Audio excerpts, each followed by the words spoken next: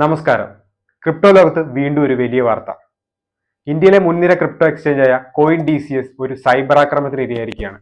ഏകദേശം $44 മില്യൺ, അതായത് 360 കോടി രൂപയാണ് ഹാക്കർമാർ തട്ടിയെടുത്തത്.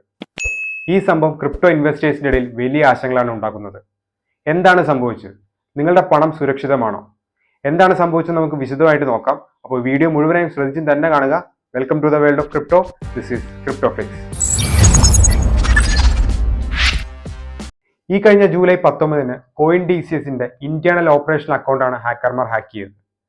യൂസേഴ്സിന്റെ ഇൻവെസ്റ്റ്മെന്റ് സൂക്ഷിച്ചിരിക്കുന്ന അക്കൗണ്ട് അല്ല, എന്നാൽ കമ്പനിയുടെ ലിക്വിഡിറ്റി ഓപ്പറേഷൻ കൈകാര്യം ചെയ്യുന്ന അക്കൗണ്ടാണിത്. കോയിൻ DCSന്റെ പ്രസ്താവനയിൽ യൂസേഴ്സിന്റെ ഫണ്ടെല്ലാം സേഫ് ആണെന്നും അവരുടെ ട്രഷറി ഫണ്ടിൽ നിന്ന് ഈ വന്ന നഷ്ടങ്ങളെല്ലാം നികത്തുമെന്നാണ് അവർ ഉറപ്പ് നൽകിയിരിക്കുന്നത്. സോ ഇത് കണ്ടുപിടിച്ചതാരാണ്? കോയിൻ DCSന്റെ ഒഫീഷ്യൽ അനൗൺസ്മെന്റ് വരുന്നതിന് 17 മണിക്കൂർ മുമ്പ് SackXBT ടെലഗ്രാമിലും എക്സിലും എല്ലാം ഇതിനെക്കുറിച്ച് മുന്നറിയിപ്പ് നൽകിയിരുന്നു. SackXBTയുടെ കണ്ടെത്തലനുസരിച്ച് ഹാക്കർമാർ എന്തൊക്കെയാണ് ചെയ്തതെന്ന് നോക്കിയാലോ. അവരാദ്യം യൂസ് ചെയ്ത് ടൊർണാഡോ ക്യാഷ് ഫിക്സറാണ്. ഇതൊരു വാഷിംഗ് മെഷീൻ പോലെയാണ്. നിങ്ങൾ ടൊർണാഡോ ക്യാഷിൽ ഒരു ഈത്തർ നിക്ഷേപിച്ചാൽ അത് മറ്റുള്ളവരുടെ പണവുമായി കലർന്ന് ഒരു വലിയ പൂളിലേക്ക് പോകും. പിന്നീട് നിങ്ങൾ ഒരു പുതിയ വാലറ്റിലേക്ക് വിഡ്രോ ചെയ്താൽ അതേ തുകയുടെ ETS കിട്ടും. പക്ഷേ അത് നിങ്ങൾ ആദ്യം അയച്ച പണവുമായി യാതൊരു ബന്ധമുണ്ടാകില്ല. അടുത്തത് ബ്രിഡ്ജ് ഫണ്ട്സ്. ഹാക്കർമാർ ഒരിക്കലും ഒരേ ബ്ലോക്ക് ചെയിനിൽ ഫണ്ട് സൂക്ഷിക്കാറില്ല. അവർ ഒരു ചെയിനിൽ നിന്ന് മറ്റൊരു ചെയിനിലേക്ക് ഫണ്ട് മാറ്റും. ഫോർ എക്സാമ്പിൾ, ഈത്തറിൽ നിന്ന് സൊളാനിലേക്ക് മാറ്റി അത് തിരിച്ച് വീണ്ടും ഈത്തറിലേക്ക് മാറ്റും. ഇത് ഇൻവെസ്റ്റിഗേറ്റേഴ്സിന് വലിയ ആശങ്കകൾ ഉണ്ടാക്കും.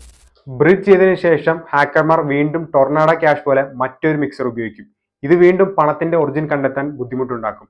പിന്നെ പല ചെയിനുകളും മിക്സറും എല്ലാം ഉപയോഗിച്ച് ലോണ്ടറിങ് കഴിഞ്ഞ് അവസാനം എത്തീറിയം വാലറ്റിൽ തന്നെ ഇതെത്തും. സോ ഈ പറഞ്ഞ കാര്യങ്ങളൊക്കെ നമ്മളെ വീണ്ടും ഓർപ്പിക്കുന്നത് സൈബർ സെക്യൂരിറ്റിയുടെ പ്രാധാന്യത്തെക്കുറിച്ചാണ്. ക്രിപ്റ്റോ നമുക്ക് എങ്ങനെ സേഫ് ആയിട്ട് ഇൻവെസ്റ്റ് ചെയ്യാൻ പറ്റുമെന്ന് നോക്കിയാലോ.